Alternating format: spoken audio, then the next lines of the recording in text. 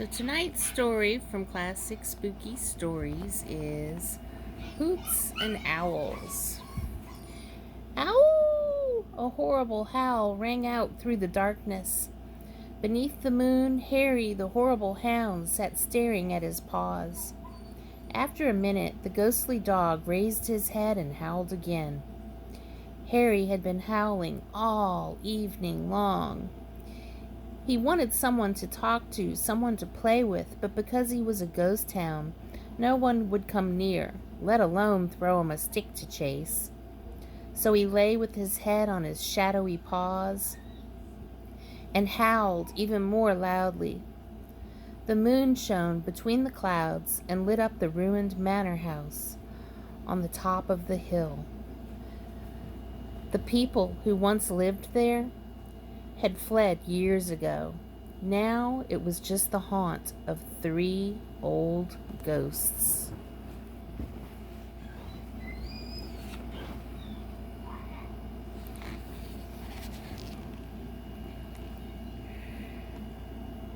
Shiver, a nervous spook, was resting upstairs on a broken 4-poster bed. At the first sound of Harry's howls, he slid under the tattered covers and pulled them tightly over his head.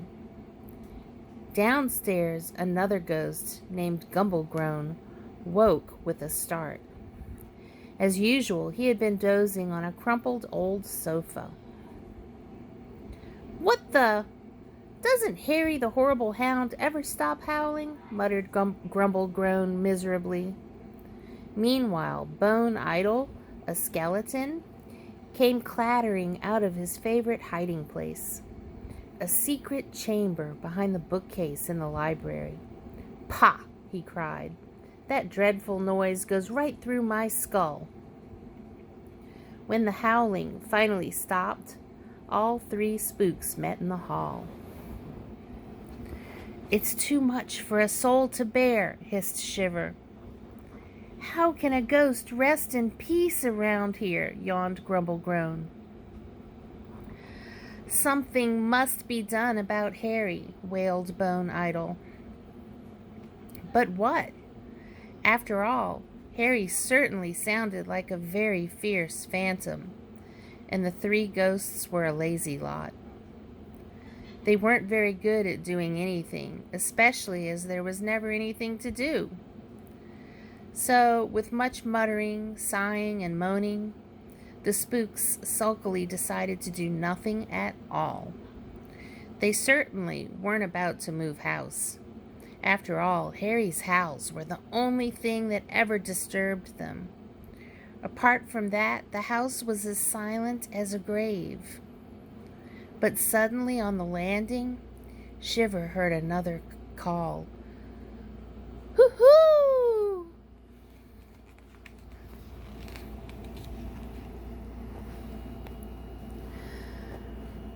"Oh no, it's Harry again," he gasped. "Who's Harry?" a voice above Shiver asked. A shadow flitted through a hole in the roof. Shiver was relieved to see it was only an owl. "For a moment you looked as if you'd seen a human," said the owl.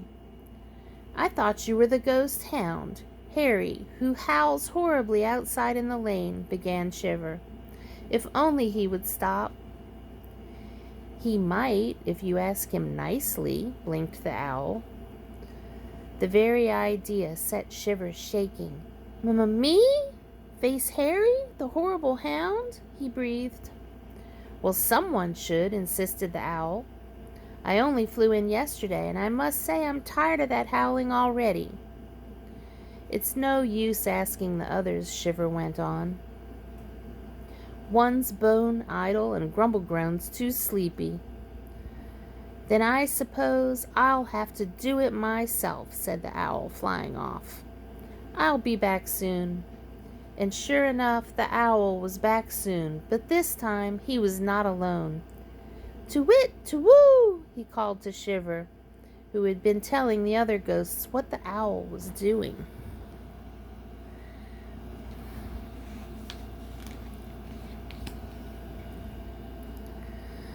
All three heard the bird hoot.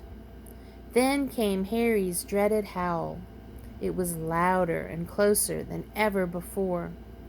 There was a patting of paws on the front door before it swung open on its creaky hinges. Yikes! Time I disappeared, trembled Shiver. But it was too late. In swept the owl, followed by the huge ghostly hound. Shiver clung so tightly to Bone Idol that the skeleton rattled from top to toe. For once, Grumblegroan's eyes were open wide. Ready for a hair-raising encounter? Joked the owl, pointing with a wingtip to the large ambling dog. To the three spooks' amazement, the ghost hound looked as harmless as an overgrown pup. Harry told me that he only howls so much because he's lonely, said the owl. He chases anything that moves, too, in the hope of finding a phantom friend. Bone Idol took a step back as Harry seemed to eye him hungrily, but it was only the skeleton's imagination. Harry says he hates being left all alone in that cold, drafty lane, the owl went on, pacing up and down with his wings behind his back. If you want my advice, which you should, as I am a wise old owl after all, you should let him come and live with you. I mean, what better than a ghostly guard dog? Humph, said Grumblegroan. You've got a point there, I suppose. I promised I'd never howl again, pleaded Harry hopefully.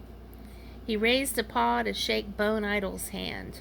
Then he bounded up to Grumblegroan and gave him a huge, slobbery lick. Please say I can.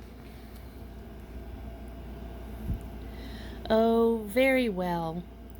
Anything, just, stop making that dreadful noise, moaned Grumblegroan. You can lie beside my old bed, Harry, smiled Shiver, who wasn't the least bit nervous now. Great, barked the ghost hound. I'm so happy I could howl. No, please don't, begged Bone Idol. You did promise, remember? And so Harry the horrible hound had found a home at last. As for the owl, he soon took flight again. But if the three ghosts had hoped for some peace and quiet, they were to be sadly disappointed. For Harry never left them alone. If he wasn't playfully pulling the covers off Shiver, he would leap onto Grumblegroan's lap for company. And whenever Bone Idol tried to tiptoe away to his hidden chamber, the ghost hound thought the skeleton wanted him to play haunt and seek. Slowly, though, the lazy spooks grew to like things being more lively, which is just as well, or Harry may have had to start howling again.